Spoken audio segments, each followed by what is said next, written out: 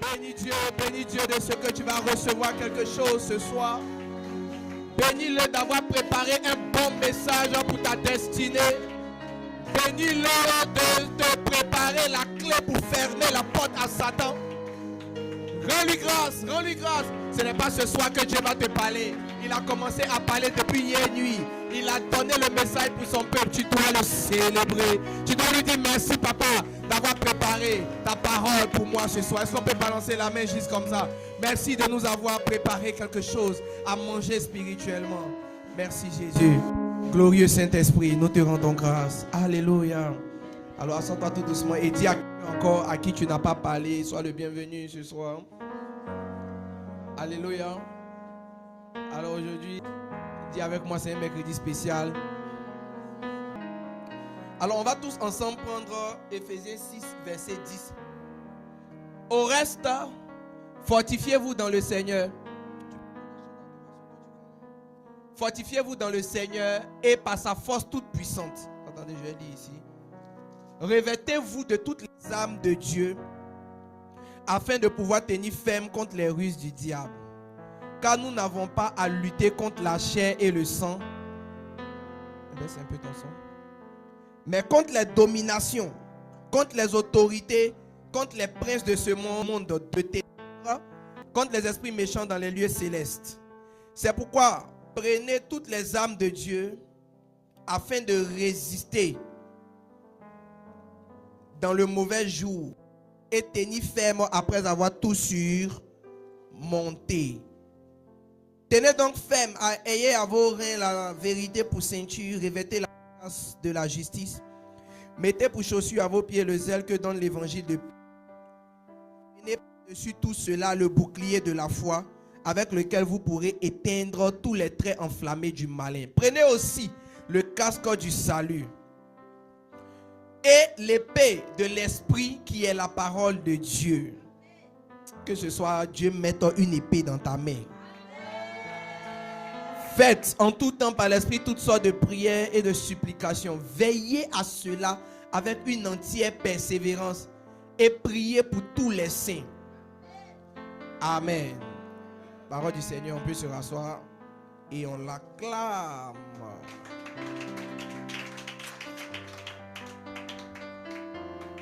Alléluia.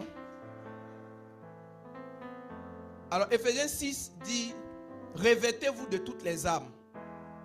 Ce soir, j'aimerais introduire notre message qui est intitulé Fermer les portes d'accès du diable. En disant, sinon en rappelant, parce que je crois que vous le savez déjà, mais j'aimerais vous rappeler que la vie que nous sommes en train de mener, pour ceux qui ne le savent pas, nous sommes dans un sérieux combat spirituel. Pour ceux qui le savent déjà, je voudrais vous dire que l'ampleur de ce combat est plus grande que ce que vous pensez ou imaginez. Souvent on fait les songes, mais on ne comprend pas exactement. Dans les songes, ce que tu vois sont une réalité spirituelle de ce que tu vis. Ça veut dire que toi tu es là, tu es en paix et tu vois dans un songe là-bas que quelqu'un est mort dans ta famille ou bien on te poursuit.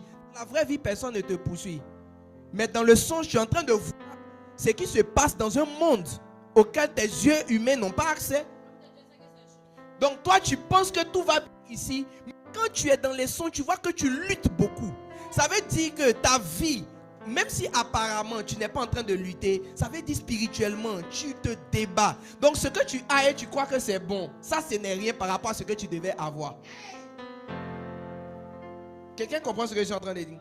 Ça dit, Dieu peut t'appeler, te faire la grâce d'aller peut-être étudier en Occident. Quelqu'un n'a pas dit Amen? Oh, je pensais que ce soir je pouvais être prophétique et libérer quelques faveurs, quelques bénédictions. Ça ne t'intéresse pas d'aller étudier en Europe, en Amérique, au Canada? Reçois le passeport, reçois le titre de séjour, reçois les fonds, reçois les fonds. Donc le monde spirituel est un monde où tu peux être en train de lutter et dans la vie de tous les jours, tu as l'impression que tout va bien. Si tu remarques bien, les périodes où tu commences à mal te sentir, où tu n'es pas heureux, tu sens des manques et autres, dans ces temps-là, si tu pries beaucoup, tu vois aussi dans tes songes des anomalies. Donc quand tu es sur la bonne fréquence spirituelle, tu peux être au courant des combats qui existent. Mais quand tu n'es pas sur la bonne fréquence, je parle notamment des gens qui prient, quand tu n'es pas sur la bonne fréquence, tu peux penser que c'est le hasard qui fait que les choses n'arrivent pas, alors que ce n'est pas le hasard. Alors que c'est parce que spirituellement, il y a un combat. Quelqu'un dit amen bien. Spirituellement, il y a un combat. Et quand on parle de combat spirituel, on est en train de parler de Satan a accès à la vie de quelqu'un où il n'a pas accès. Donc ta vie peut commencer à se mélanger. Si quelqu'un dans ta famille t'a livré à la sorcellerie, diminue le volume. Si quelqu'un dans ta vie t'a livré à la sorcellerie, ta vie peut commencer à se mélanger. Ça veut dire quoi? Ça veut dire que quelqu'un a ouvert la porte de la famille et Satan est rentré. Qui comprend ce que je suis en train de dire? Si quelqu'un t'a livré, si quelqu'un ouvre la porte, Satan entre et il fait des dégâts. Donc les combats auxquels nous sommes confrontés sont généralement le résultat de certains accès que le diable a eu. C'est pourquoi quand on lit le livre de Job, allons-y dans Job chapitre 1, il y avait dans le pays d'Out un homme qui s'appelait Job. Et cet homme était intègre et droit. Il craignait Dieu et se détournait du mal. Verset 2 rapidement. Il lui naquit 7 fils et 3 filles. Allons-y rapido. Il possédait 7000 brebis. On va sauter toute cette partie. Continue. On va commencer sur 9 pour qu'on comprenne. Et Satan répondit à l'Éternel. Le Seigneur dit, as-tu remarqué mon fils Job, il est intègre, etc. Regardez la conversation de Satan avec Dieu. Il dit, est-ce d'une manière désintéressée que Job craint Dieu? Mais Satan lui dit jamais les choses. Il pose des questions aux gens. Il a demandé à Ève, est-ce Dieu a-t-il vraiment dit? Donc lui, il applique le même code avec Dieu Tout-Puissant. Il dit, est-ce d'une manière désintéressée? Et puis il répond lui-même. Il dit, ne l'as-tu pas protégé, lui, sa maison et tout ce qui est à lui? Tu as béni l'œuvre de ses mains et ses troupeaux couvrent le pays. Mais étends ta main. Donc lui, Satan, là, il ne peut pas toucher à Job. Donc il dit à Dieu, on appelle ça exciter la colère de Dieu. Il dit à Dieu que toi, il faut le toucher. Oh, Dieu ne touche pas ses enfants. Donc Dieu va ouvrir une porte pour laisser Satan faire ce qu'il dit pour tester l'intégrité de ses serviteurs. Oh, il continue. Il dit tout ce qui lui appartient et je suis sûr qu'il te maudit en face. Continue verset 12. L'Éternel dit à Satan, voici tout ce qui lui appartient, je te le livre. Tu vois, ça c'est le principe de l'ouverture d'une porte. Tant que Dieu n'a pas, ou toi-même n'a pas ouvert une porte, Satan ne peut rien faire. Dis à quelqu'un, si Satan fait quelque chose, c'est qu'une porte a été ouverte. Voici Satan en train de vouloir attaquer quelqu'un. Il allait demander permission à Dieu. Il peut tellement rien faire, il dit que Dieu doit le toucher. Dieu dit, moi je ne vais pas attaquer mon enfant. Mais toi tu dis que si on lui retire les bénédictions, il va me maudire en face. Je te laisse aller lui retirer les bénédictions. Vous comprenez un peu le schéma? Un peu plus loin, va vers le verset 15. Donc là, ils sont en train d'expliquer comment est-ce que les enfants de Job étaient en train de manger. Satan les a attaqués. Que Dieu garde tes enfants. Parce qu'il y a des portes quand c'est ouvert. C'est même pas sur toi ça commence. Ça commence sur tes enfants. Il arrive auprès des gens messagers, tes animaux et ces entreprises ont commencé à prendre hors jeu. On continue 15. Quand il va arriver au chapitre 2, il va retourner voir Dieu. Mais la première autorisation qu'on lui a donnée est passée. Il n'a rien pu faire. Donc on dit, oh les fils de Dieu, viens encore. L'Éternel dit à Satan, d'où viens-tu? Satan dit de parcourir la terre, de m'y promener. L'Éternel dit à Satan, as-tu remarqué mon serviteur Job? Malgré tout ce que tu as fait là, Job n'a pas fléchi. Job n'a pas cédé. Verset 3. Il dit, toi Satan, tu m'excites à le perdre sans raison. Regardez, à le perdre sans motif. Ça veut dire, il n'a rien fait. Mais toi tu dis que si on touche à ces bénédictions là, il va me maudire. Donc je t'ai laissé faire. Mais je me rends compte que tu n'avais pas raison. Tu n'avais pas de droit. On continue. Verset 4. Satan répondit à l'Éternel, peau pour peau. Tout ce qu'un homme possède, il le donne. Tout ce que possède un homme, il le donne pour sa vie. Mais toi, étends ta main, touche à ses os. Vous voyez encore une fois, il ne peut pas te toucher si une porte n'est pas ouverte. Il ne peut pas te toucher sans avoir eu accès. Donc ici, on est en présence de deux types d'ouverture de porte. Il y a la porte que Dieu ouvre, qu'on appelle une épreuve pour te tester. Ce ne sont pas toutes les maladies qui viennent du diable. Il y a certaines maladies, c'est Dieu qui a permis que ça t'atteigne. Parce qu'il t'éprouve, il te teste, il vérifie. Satan s'en va et puis il dit, maman Bamba, tu penses qu'elle t'aime? C'est parce que tout marche autour d'elle. Attends, elle va être en galère, tu vas voir. Et souvent, la plupart du temps, ça apprend les chrétiens. Une fois que la calèche frappe à la porte comme ça, ils ne sont plus chrétiens. Pourquoi Dieu m'a abandonné? Il commence à maudire Dieu. On dit en tout cela, Job là, lui il n'a pas volume. Lui il n'a pas attribué quelque chose de juste à Dieu. Donc le Seigneur demande à Satan, mais Satan, pourquoi tu m'incites à le perdre? Satan dit au Seigneur, toi, tu ne sais pas. Il y a certaines personnes, ils peuvent perdre leur richesse, mais ils ne se plaignent pas contre Dieu. Mais c'est leur peau. Si tu touches à leur peau, il continue. Je suis sûr qu'il te maudit en face. On y va. Donc l'Éternel dit à Satan, voici, je te le livre, seulement épargne sa vie. Maintenant, au verset 2 ou 3, il dit à Job, Satan dit à l'Éternel que tu l'as entouré d'une haie de feu. Donc, le Seigneur, pour que Job soit inatteignable, inaccessible à Satan, voici, c'est Satan même qui va nous révéler le mode de protection, ou bien le style de protection que Dieu a établi autour de Job. Sinon, on était là, Job n'avait rien. On pensait que c'est parce que Satan ne lui voulait rien. Mais 1 Pierre 5, 8 dit, votre ennemi le diable rôde, cherchant qui il va dévorer. Donc Satan ne peut pas être là et puis il ne te fait rien parce qu'il n'a envie de rien te faire. Son boulot, c'est de chercher à te faire quelque chose. Pourquoi il n'arrivait pas à accéder à la vie de Job? Dis avec moi, une haie de protection. Je crois que si on va dans les autres versions comme Sémeur et autres, on va trouver, il y a une version qui dit une haie de feu.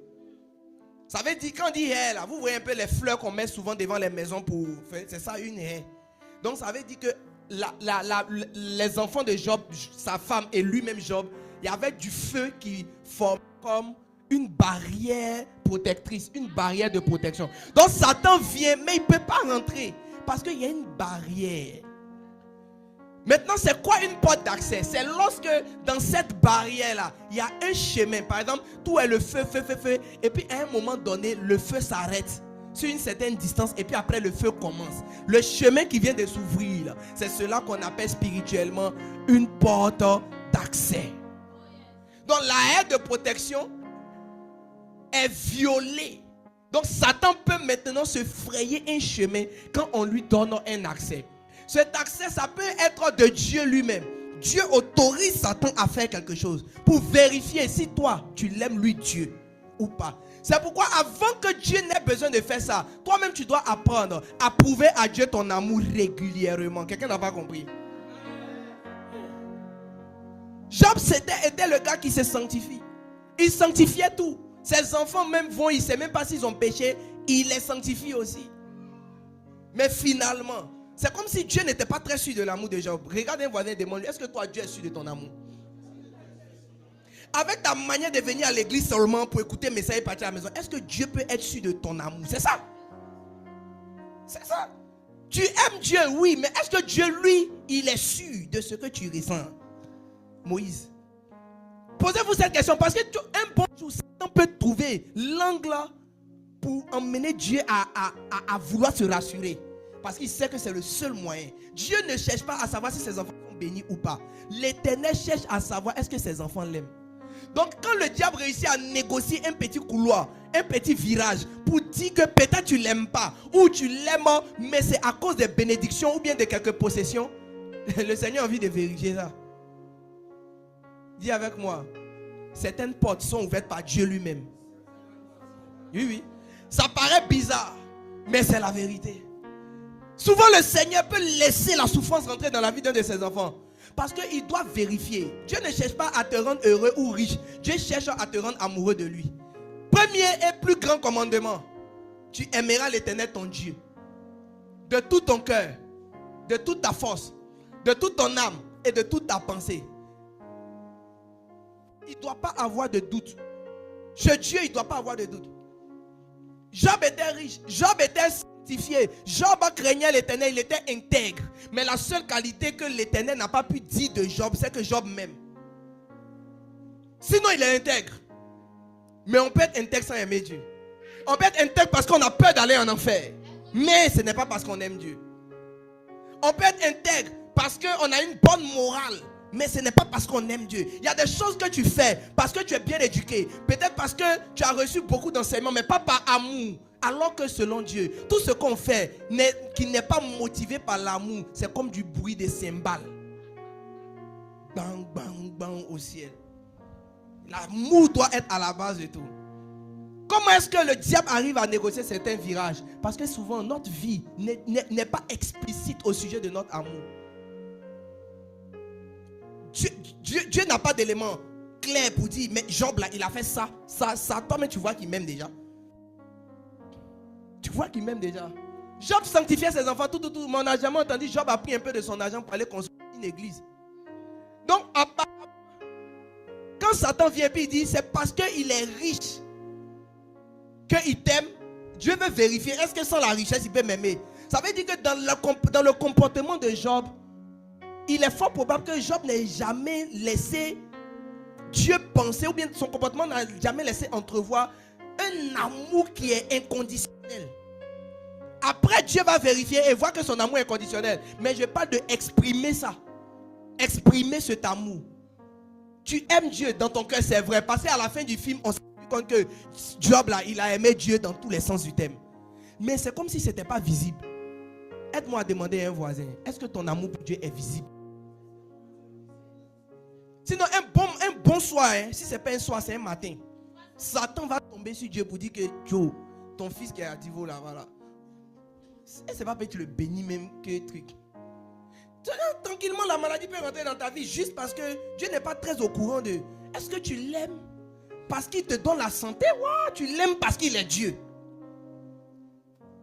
Je voudrais ouvrir une petite parenthèse et dire à quelqu'un, vous qui n'adorez pas beaucoup, jouons. Vous qui n'adorez pas beaucoup, il y a un problème. Parce que Dieu ne reçoit pas régulièrement vos lettres d'amour. Donc un bon matin ou un bon soir, Satan va tomber sur lui pour dire, Dieu donnez là. C'est parce que tu lui donnes l'argent, il t'aime. C'est bien que tu lui donnes pas. Et puis il va dire, vérifions. Coupez les fonds. La galette descend sur toi, tu ne sais même pas d'où ça vient. Je t'explique d'où ça vient ce soir. Ça vient de ce que Dieu veut voir. Est-ce que sans argent tu l'aimes quand même? Donc quand le Seigneur commence à t'approvisionner, quand le Seigneur commence à te bénir, l'attitude que tu dois avoir, c'est ce qu'on appelle l'action de grâce et la démonstration de ton amour. Tu dois dire merci et essayer chaque jour que Dieu fait de faire savoir à Dieu que tu l'aimes pour qui il est, pas ce qu'il te donne. C'est très important. Très important. Difficile sera la vie de quelqu'un qui ne demande pas à Dieu que mon amour pour toi ne dépend pas des circonstances ni des événements. Difficile sera la vie parce qu'à n'importe quel moment, ce qui est prioritaire pour Dieu, c'est que nous l'aimions. Lui et lui seul. Il est un Dieu jaloux. Lui-même, il a écrit ça dans sa parole. Il est un Dieu qui est comment? Jaloux. Donc, à un moment donné, si Dieu te bénit trop et puis il voit que tu as l'argent, tu commences à faire les abonnements Netflix, les voyages, tu commences à vivre, mais lui il commence à régresser techniquement. Une porte peut s'ouvrir rapido pour que le bénéfice là, tu vois, l'argent qui rentrait beaucoup là, ça diminue.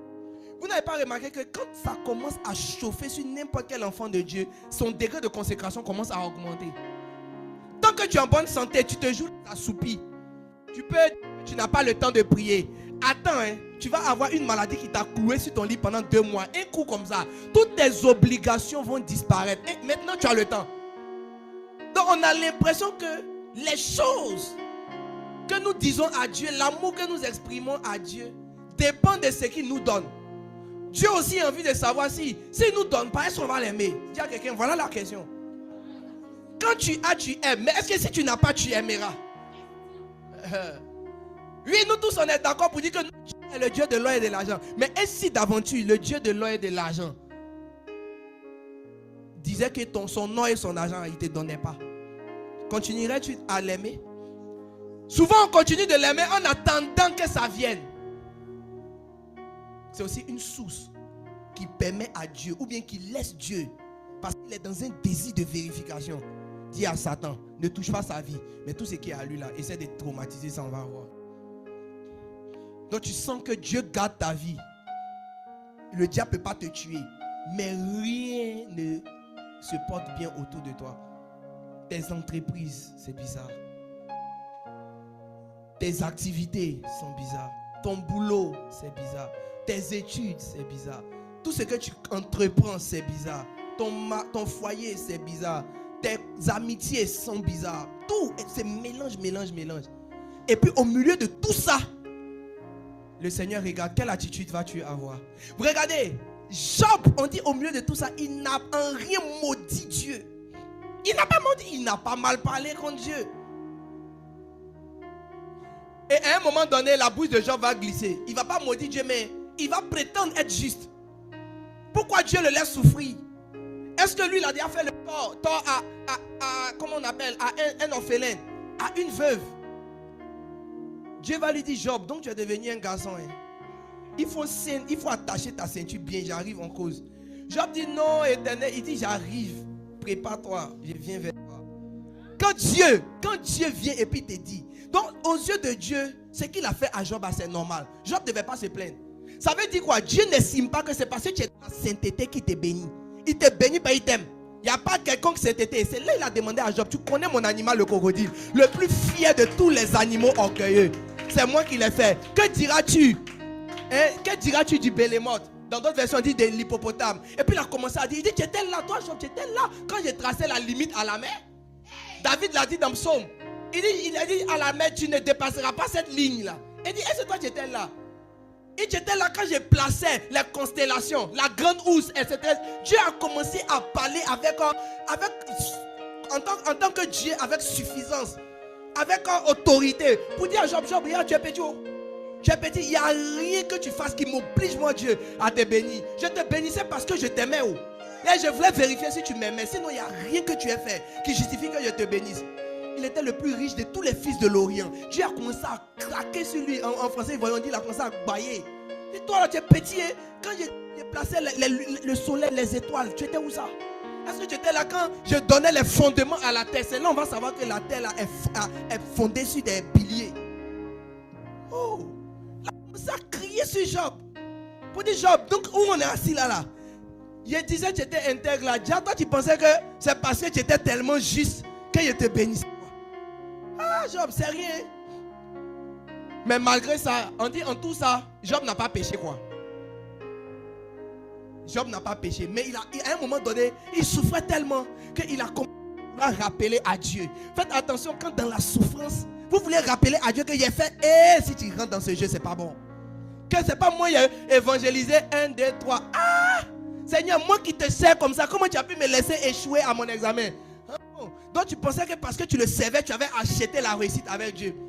Acheter c'est trop dit, même mériter la réussite. Et si tu ne te donnais pas la réussite? Et si tu ne devenais jamais riche? Continueras-tu à aimer Dieu avec un amour grandissant, comme lorsqu'il te bénit? Point d'interrogation. Et si tu ne te donnais pas le succès en tant que chantre? Et si tu mourais inconnu? Est-ce que tu continuerais à l'adorer même à tes 75 ans? Si tout de suite tu deviens président, tu vas continuer à aller à l'église. Souvent Dieu a peur de nous bénir.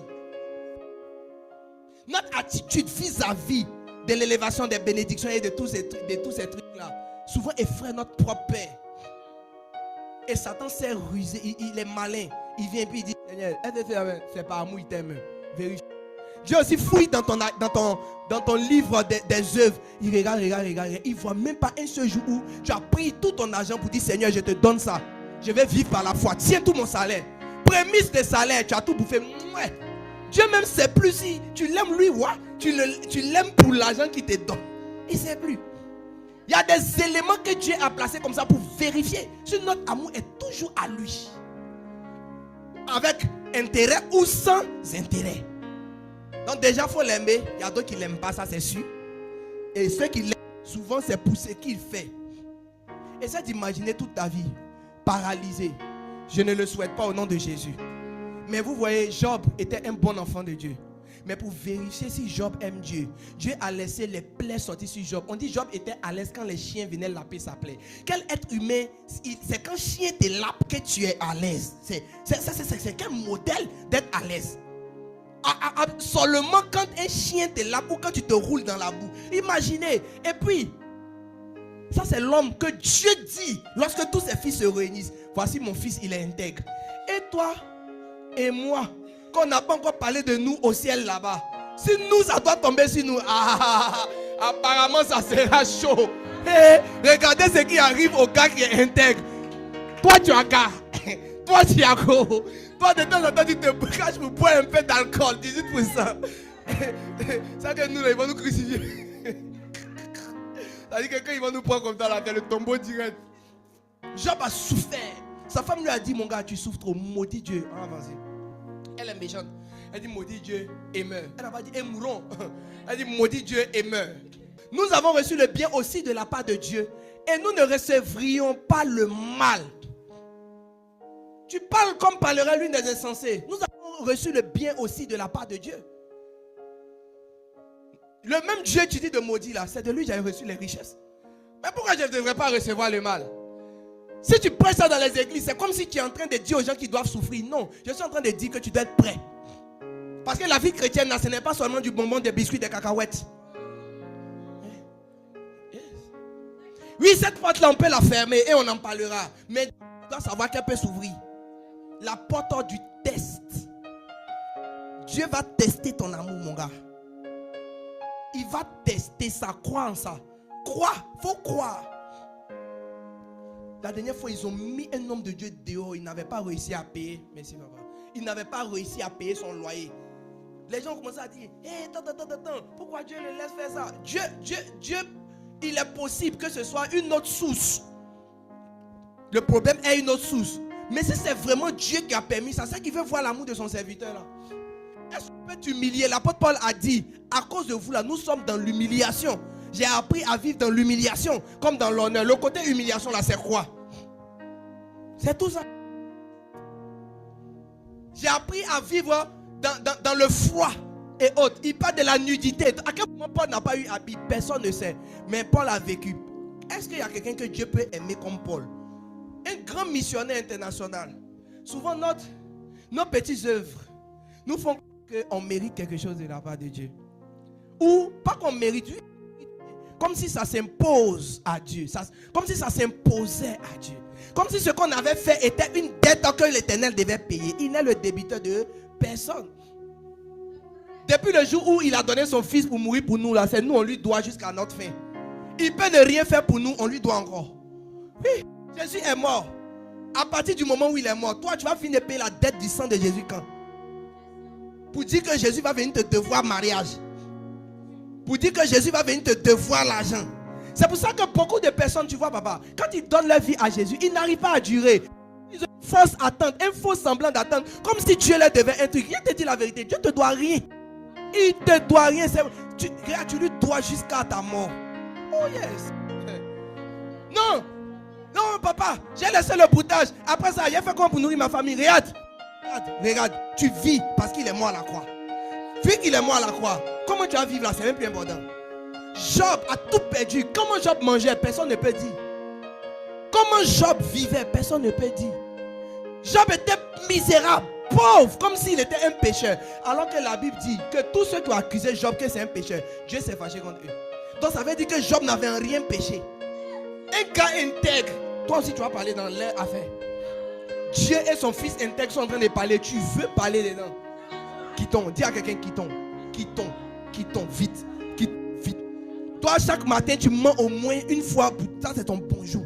Quand tu te réveilles comme ça, on demande qui a dérangé le drap qui est sur le matelas. Tu dis non, ça c'est ton bonjour. En temps, c'est toi qui t'es levé le dernier. Ça, c'est ton bonjour qui est là. Job, il est intègre. Dieu l'a malmené pour faire sortir le jus qui est en lui. Dieu l'a pressé comme une orange pour voir il y a quoi même dans Job. Est-ce que tu es prêt à être pressé? Oui, c'est possible. Pressé. Tu es là, tu sais Dieu jusqu'à et puis tu perds ton emploi. Tu perds ton mariage. Tu es là, tes enfants meurent. Papa. Tu ne sais même plus ce que tu vas dire. Tu as du mal à croire si c'est Dieu qui te fait ça. Est-ce que c'est Satan qui te fait ça? Tu veux servir Dieu, mais ton nombre d'abonnés, ça ne monte pas. Tu es là, tu veux. C'est que tu chantes à la gloire de l'Éternel. Mais il n'y a pas de followers. Tu prêches le feu. No followers. Est-ce que tu vas continuer? On te regarde, le ciel t'observe. Vas-tu continuer? Ou bien à un moment donné, tu as dit que j'ai trop prié. Le Seigneur n'est pas bien. Il m'a abandonné, c'est fini, je laisse tomber. Il dit, nous devons être fidèles jusqu'à la mort. Il dit, si tu retiens ta couronne jusqu'à ce que je revienne. Il dit, efforce-toi de retenir ta couronne, de garder ta couronne.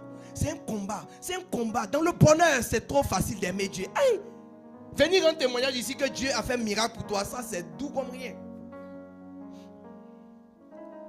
Un jour, j'ai dit un jour, il y a un monsieur qui était boiteux. Et puis il est arrivé à un programme dont il marche d'une manière, son pied est mal. Et ils ont prié. Vous tous qui êtes des paralytiques, recevez la grâce de marcher. Un coup, la puissance de Dieu a touché son pied. Ça s'est redressé. Il a commencé à marcher. Le temps le programme va finir. Quand il partait à la maison, il dit, les petits du quartier qui se sont tellement moqués de moi, elles vont prendre drap maintenant. Genre, il va tuer maintenant au quartier, il va chercher femme.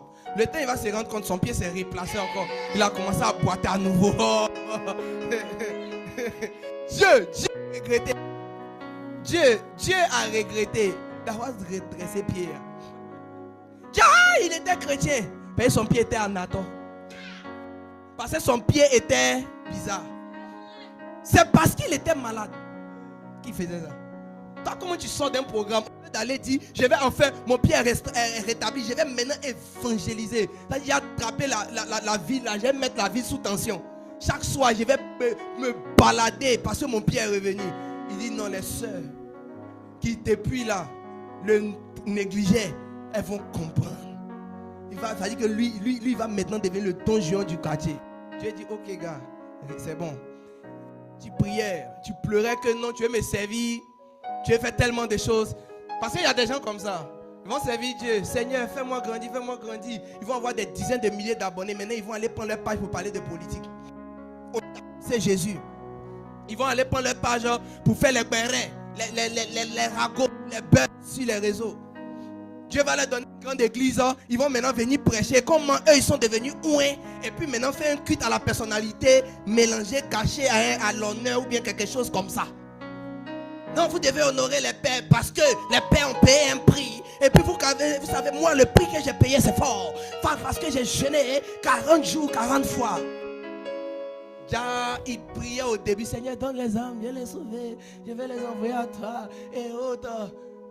Dieu lui a donné 10 000 âmes. Il faut aller leur rendre visite. Assure-toi qu'ils deviennent des bons chrétiens. C'est maintenant, il veut leur expliquer le nombre de jeûnes qu'il a fait. Oui. Souvent, nos motivations, Dieu n'arrive pas à bien comprendre ça. Et ça laisse une marge de manœuvre à Satan pour nous présenter. C'est pour ça que la Bible l'appelle l'accusateur. Ça veut dire qu'il s'en va devant le juge, il s'en va devant l'Éternel. Et puis il dit, ton gars, lui, ou ta fille, celle-là, je ne pense pas qu'elle t'aime vrai. Tu l'as trop béni. Essaie de laisser s'en va voir. À un moment donné, quand le Seigneur n'arrive plus à se rassurer que tu l'aimes lui pour ce qu'il est, Satan peut négocier un couloir pour que dans la barrière de protection, dans la haie protectrice, on ouvre une porte, il va rentrer, faire un petit truc pour revenir. Maintenant, quand il rentre, ce qu'il fait là, c'est grave. Il a tué tous les enfants de Job. Il a tué tous ses animaux. Ça veut dire que toutes ses entreprises, tous ses employés. Maintenant, vous-même évaluez. Se donner la discipline de prouver à Dieu que nous l'aimons, lui Dieu. Peu importe les circonstances. Ou bien se battre pour avoir. Ne pas veiller sur et voir Satan venir tout balayer du jour au lendemain. Demande à un voisin, quel choix tu fais?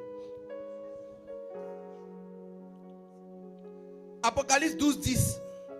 On va lire Apocalypse 12, verset 10 rapidement.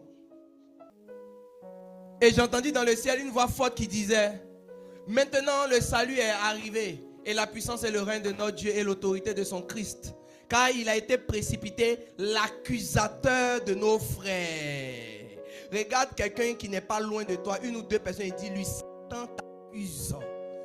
C'est son nom. Vous savez, à partir du moment où on appelle quelqu'un par quelque chose, ça veut dire que ce qu'il fait là, c'est devenu sa nature maintenant. C'est plus juste qu'il a fait 1, 2, 3, 10 000 accusations. Tellement il accuse tous les jours. On dit, bon, finalement ton nom, c'est accusateur. C'est-à-dire, Laissons ton ancien nom qu'on t'avait donné au ciel là-bas. On va te renommer.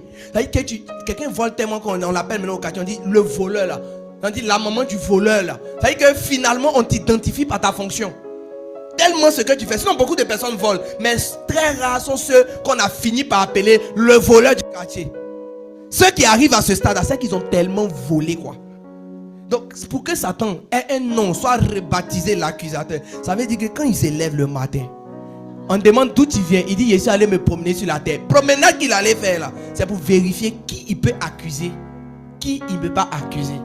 Quand il revient, il s'invite aux réunions de Dieu pour dire ah, tu as 2-3 éléments là-bas là. Je pense qu'il peut les accuser. Donc sur la base de quoi Satan accuse les gens? Aide-moi à demander à quelqu'un qui n'est pas loin de toi. Sur la base de quoi? Donc quand tu prends Apocalypse 12, 10 et 1 Pierre 5, 8, tu te rends compte que quand on dit le diable rôde cherchant qui va dévorer, sa manière de rôder là, c'est de chercher des éléments d'accusation. Donc la Bible dit que nous avons été rachetés par le sang de Jésus. Le sacrifice de Jésus nous a rachetés, n'est-ce pas? Le sacrifice de Jésus nous a rachetés ou bien ne nous a pas rachetés? Donc le mercredi, quelques mercredis en arrière, je vous avais dit ceci. Il est écrit en Psaume 34, 20. Le malheur atteint souvent le juste, mais l'Éternel l'en délivre toujours. Le malheur atteint souvent. Ça c'est le moment où la porte est ouverte, n'est-ce pas? Le moment où la porte est ouverte. Alors que Romains 8, 1 dit, il n'y a désormais plus de condamnation, n'est-ce pas? Pour ceux qui sont en Jésus. Mais s'il n'y a plus de condamnation, pourquoi le malheur atteint souvent? Ça veut dire que Jésus a accompli un acte qui nous a totalement libérés de toute forme de condamnation. Mais désormais, nos actes, nos attitudes, nos habitudes sur la terre ici ont la capacité de donner certains accès à Satan. Quelqu'un dit amen avec moi. Il n'y a plus de condamnation. Donc logiquement, sur la base de Romains 8.1, on ne devrait même plus avoir Ephésiens 6.10 encore. Que revêtez-vous de toutes les âmes. Il n'y a plus de condamnation. On devrait être libre. Satan ne peut plus nous accuser, donc il ne peut plus rien nous faire. Mais la Bible même dit, il faut te préparer à combattre. Pourquoi tu dois combattre? Parce que Satan n'a pas abdiqué. Satan n'a pas dit son dernier mot. Le diable n'a pas l'intention de regarder le sacrifice de Jésus et puis de te laisser devenir ce que tu dois devenir. Non. Il a l'intention de te pousser à commettre une erreur, de te pousser à faire le faux pas. Si tu es Joseph, il va envoyer la femme de Potiphar pour prendre un peu de ta force. Comment est-ce que le diable réussit à nous accuser? Lorsque nous commençons à nous mettre en porte-à-faux. Regarde avec moi ce que la Bible dit. Philippiens 2, versets 14 à 16. Il dit, faites tout sans murmure ni contestation, afin d'être irréprochable. Donc désirer, si tu es réprochable, Satan peut faire quelque chose maintenant. Et donc il dit de faire tout sans murmure, sans contestation, afin d'être irréprochable, pur. Des enfants de Dieu, sans défaut au milieu d'une génération perverse et corrompue. C'est comme un flambeau dans le monde que vous brillez parmi eux, en portant la parole de vie. Je pourrais alors être fier le jour de Christ de n'avoir pas couru ni travaillé en rien. Donc en principe, le malin, l'accusateur ne devrait plus pouvoir nous accabler. Il ne devrait plus pouvoir nous accuser, nous conduire devant le tribunal de Dieu. Mais lorsque nous ne sommes pas irréprochables, lorsque nous ne sommes pas purs, lorsque nous sommes répréhensibles, lorsqu'il y a des choses qu'on peut nous reprocher, lorsque nous ne sommes pas purs, nous sommes impurs, le diable peut venir maintenant et nous pousser. Alors je voudrais, pendant que j'étudiais la parole de Dieu, j'ai remarqué une petite chose qui fait la différence dans Romains 8.1. Qui veut voir la chose? Qui veut connaître la chose? Quand tu prends la version Louis II, Romains 8.1, tu prends la version Louis II, on dit il n'y a plus aucune condamnation. Donc il n'y a donc maintenant aucune condamnation pour ceux qui sont en Jésus-Christ. C'est pas ça? Ok. Mais dans la version King James, c'est-à-dire la version anglaise, dans pratiquement toutes les versions anglaises, King James, NASB, NIV et autres, et puis la version révisée, et puis la version Louis II révisée, il y a une partie qu'ils ont mis entre crochets. De manière étrange, entre crochets, on dit il n'y a donc maintenant aucune condamnation pour ceux qui sont en Jésus-Christ, virgule. Et puis entre crochets, qui marchent non selon la chair, mais selon l'esprit. Amen. Cette petite chose fait toute la différence. C'est comme j'ai dit, personne ne peut te toucher. N'est-ce pas? Parce que je suis là. Si on enlève le parce que je suis là, que tu regardes peut te toucher, ça peut t'induire en erreur.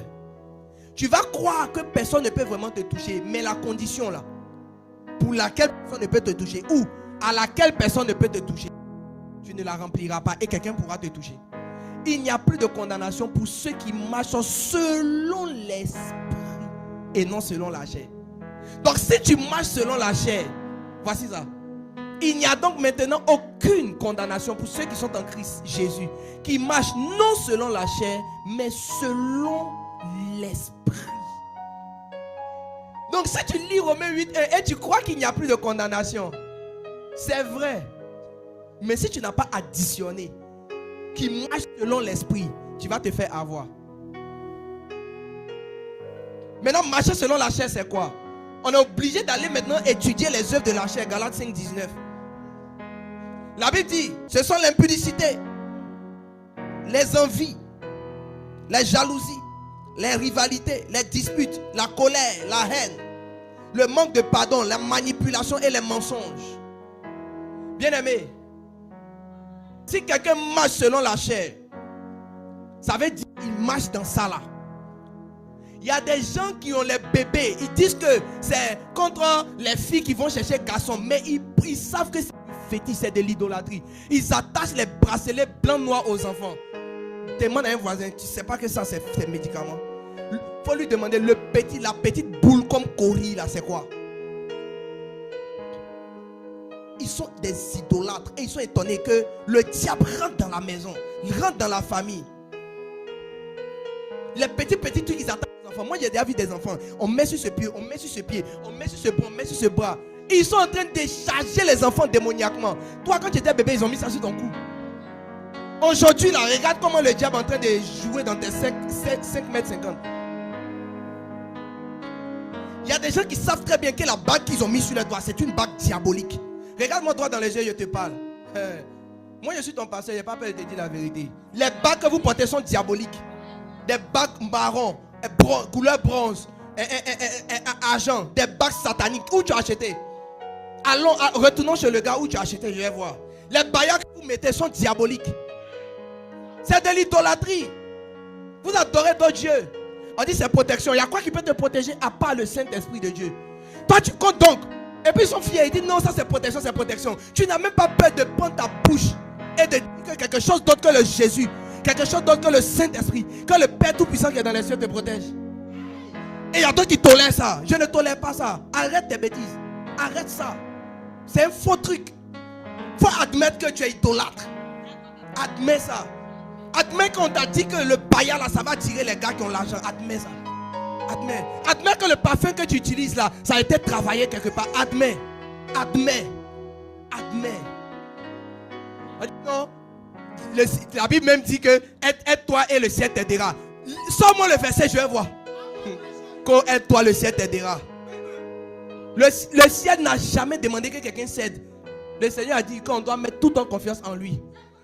Je puis tout par celui qui me fortifie. Pas par moi qui essaie d'aider celui qui va me fortifier. Oh. Le diable fait, les gens pensent que Dieu a dit de commencer, lui va terminer. Toi, tu peux commencer un truc que Dieu va terminer. Tu n'as pas peur. Lui, il a créé le monde entier. Tu peux commencer quelque chose pour lui, ou bien lui, tu peux terminer quelque chose pour lui. Tu ne peux rien faire. Toi-même, tu es l'objet d'une création. On t'a créé avec la poussière. Ton propre corps, tu ne peux pas faire finir poussière dessus. Essaye. Tu es poussière, tu retourneras à la poussière. Vous savez, l'homme est composé à 70% d'eau. Dans le corps de l'homme, il y a une grande quantité d'eau. Tu sais pourquoi? Parce que s'ils ont levé l'eau, la poussière va s'envoler. Il faut de l'eau pour rendre la poussière la pâteuse. Oh. Ton corps a besoin d'eau. Ton corps a besoin d'eau. Si l'homme est déshydraté, il meurt. Si l'eau finit dans ton corps, tu meurs. Quand les gens ont diarrhée, on leur donne des solutions de réhydratation orale. Ils boivent des SRO. Il te faut de l'eau, hein? Hey, poussière, tu vas. Il te faut beaucoup d'eau. La terre, la plus grande partie de la planète qu'on appelle Terre est de l'eau. Est de l'eau. le mercredi prochain, si Dieu fait grâce, je vais vous donner une étude qui a montré que quand on parle à l'eau, quand on étudie l'eau change en fonction de l'atmosphère, de l'humeur, des mots, de la qualité des mots, les mots gentils ou méchants. Je vais vous faire sortir l'étude, vous allez voir. Quand on étudie l'eau de manière atomique, on se rend compte que l'eau entend les choses, alors que toi tu es composé d'eau.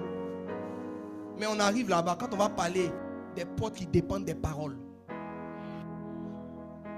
Pour revenir à ce que je disais, on dit les péchés, ceux qui sont l'envie, l'ivrognerie, vous qui buvez, Satan va rentrer dans votre vie. On dit ceux qui marchent selon l'esprit et non selon la chair. Les œuvres de la chair sont manifestes, ce sont. Et puis on commence à citer l'envie. Donc quand je suis là comme ça, j'ai vu tu as 2 portables. Et puis dans mon cœur, j'ai envie de l'autre portable. Ça dit, cette envie-là, porte ouverte, Satan rentre. Il va rentrer, je te promets. Dès que tu commences à être envieux, surtout les filles, faites attention. Tu vois perruque de ta camarade, tu aimes la perruque. Hey, kata là-bas. J'ai dit, les démons, tu vois, les œuvres de la chair, c'est comme une trompette. Ça fait sirène. Oui, ça dit aux démons que venez, la porte est ouverte, venez. Venez, rentrez. On dit l'ivrognerie. Les buveurs d'alcool, ils sont toujours en train de demander, est-ce que Jésus même n'a pas transformé l'eau en vin? Bois. Personne ne va te demander pardon. Les démons vont danser avec ta vie jusqu'à ta mort. Faut te saouler seulement. Continue. Faut pas venir, on va prier pour toi, on va t'aider, tu vas arrêter. Faut rester là. Toi, si tu bois les trucs de 40% dosés, 40% d'alcool. Je vais vous dire 40% d'alcool, ça veut dire quoi? Je peux vous dire ça. Ah, la partie là, vous n'aimez pas. Je vais dire quand même. Regarde, mon frère joue. Je vais leur dire quand même. Ils pensent que je ne vais pas dire. Il faut jouer. Je vais leur dire. Je vous dirai. 40% d'alcool, ça veut dire que quand tu prends toute la bouteille, tu divises en 10. Il y a 4 parties. C'est de l'alcool brut. Donc c'est comme s'il y a 6 parties de ta bouteille. Si ça fait 1 litre, il y a 60 centilitres. C'est de la boisson là. Et puis il y a 40 centilitres. C'est de l'alcool que tu es en train de boire.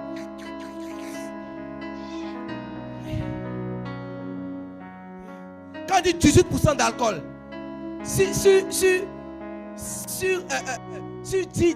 on divise ça en 10, tu as environ 1,8 ou bien 2 parties sur 10 qui sont chargées en alcool. Ça attaque ton foie. Demain, tu vas dire que c'est les sorciers qui t'ont lancé une maladie du foie. C'est faux. C'est qui t'a lancé ça? Ou bien que les sorciers... Non, Dieu ne les a pas attaqués. Dieu ne les a pas laissés. C'est toi qui as ouvert la porte à l'ivrognerie et le démon est rentré. Certaines maladies viennent avec le péché. Certains mots arrivent avec le péché. Reviens en arrière. Les excès de table, les gens qui mangent beaucoup. Il y a des gens qui mangent. Vous savez, quand on dit excès de table, on a été matrixé pour penser que ça veut dire que tu manges 4 ou 5 fois. C'est faux. Excès de table veut dire que ta nourriture qu'il te faut pour être rassasié, tu as dépassé ça. Donc la même assiette, la montagne d'atchéké là, ça veut dire que tu as fait atchéké 400. Plus poisson 800. Et puis toi seul tu es en train de manger. Ça veut dire que tu as 2 assiettes d'atchéké comme ça. J'ai un de mes fils, il a pris atchéké 100 francs lui seul. Et c'était pas 200 mais il a serré. Il dit papa, je vais te montrer quelque chose. Il dit vas-y fils, monte. Il a serré. Au bout de 1 ou 2 minutes, il dit l'atchéké est devenu petit dans sa main comme ça. Yeah. Non, on a dit lui qu'il faut défaire. Concentration. J'ai dit, la chick est devenue un truc comme ça.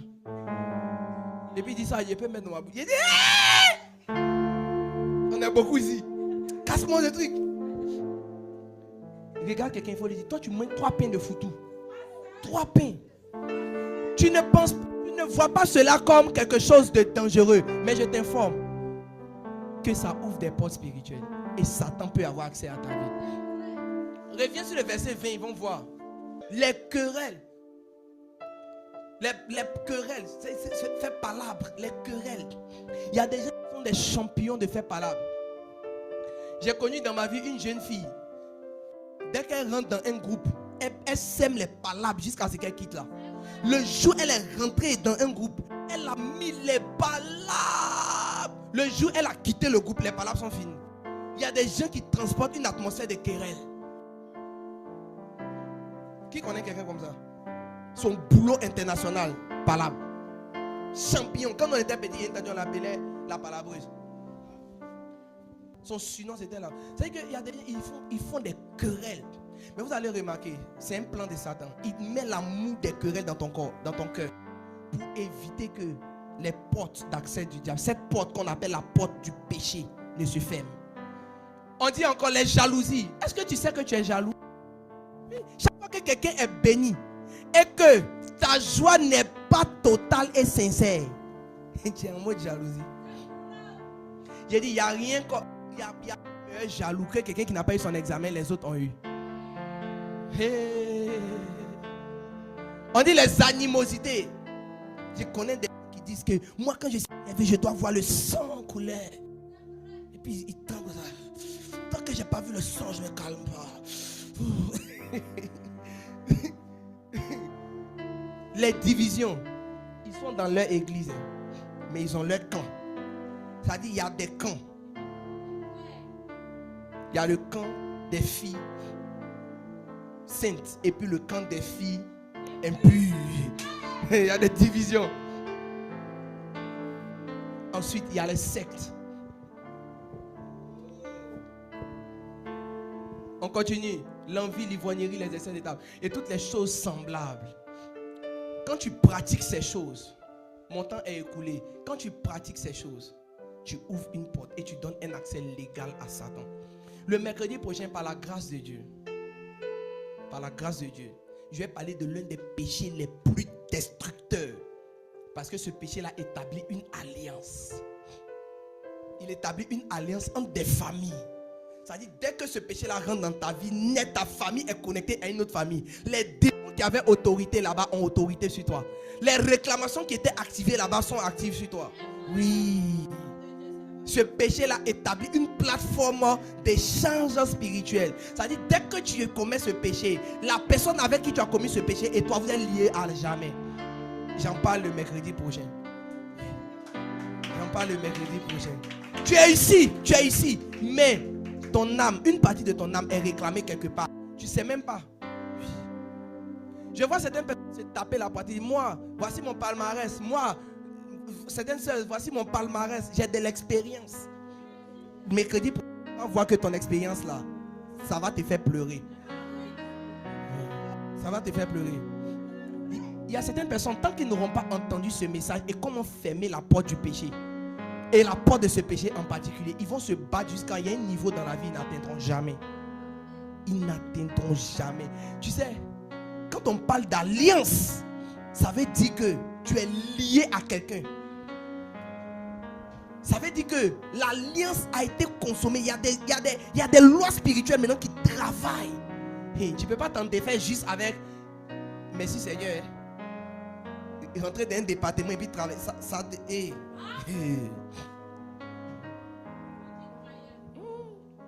Je vais vous parler de ça. Qui est impatient d'être à mercredi prochain? J'ai dit c'est une plateforme d'alliance spirituelle. Et ça ne te concerne pas toi, ça te concerne tous ceux avec qui tu as commis ce péché-là. Vos familles sont ensemble. Elles se lient. Donc les sorciers de ta famille peuvent maintenant parler avec les sorciers de ta famille. Maintenant tu ne comprends pas. Je fais une petite ouverture pour te mettre l'eau à la bouche et on s'attrape mercredi prochain. Si chez toi, tes parents ne sont pas sorciers, ils ne t'ont pas vendu, c'est pas ça. C'est pas facile de t'atteindre. Mais si cette personne qui a péché avec toi, un de ses parents est sorcier et veut, il te vend. Oui. La même autorité qu'il a sur son enfant, il a sur toi maintenant. Et puis c'est pas tout. La même autorité qu'il peut avoir sur toi, il a ça aussi sur ta maman. Ça dit que c'est une plateforme. J'ai dit c'est une plateforme d'alliance familiale. C'est ton propre petit frère, ta propre petite soeur, ton papa, ta maman, ton grand frère, ta grande soeur. Eux tous, on peut se servir sur eux. Maintenant, voici le problème. Le problème, c'est que Satan pousse les gens à faire ce péché. Et puis eux, ils viennent prier à l'église. L'onction du Saint-Esprit les préserve. Mais ils oublient que leur famille, ils ont ouvert la porte. C'est ouvert là-bas. Donc toi, ils ne peuvent pas te toucher parce que apparemment, tu es sous une onction. Tu as des trucs, il y a des prières. Des temps. C'est que tu es dans un environnement. Tu es à l'église, on ne peut pas te toucher. Mais tu as un de tes frères qui ne va pas bien à l'église. C'est lui qui va attraper. On commence à l'accélérer. Ivrognerie, drogue, manger, braquage, banditisme et autres. On détourne sa destinée. Qui est responsable? C'est toi. C'est toi qui as ouvert la porte. Mercredi prochain. Mercredi prochain. Tiens-toi debout, s'il te plaît. Non, si tu veux acclamer, il faut le faire bien. Si tu veux acclamer, il faut bien le faire.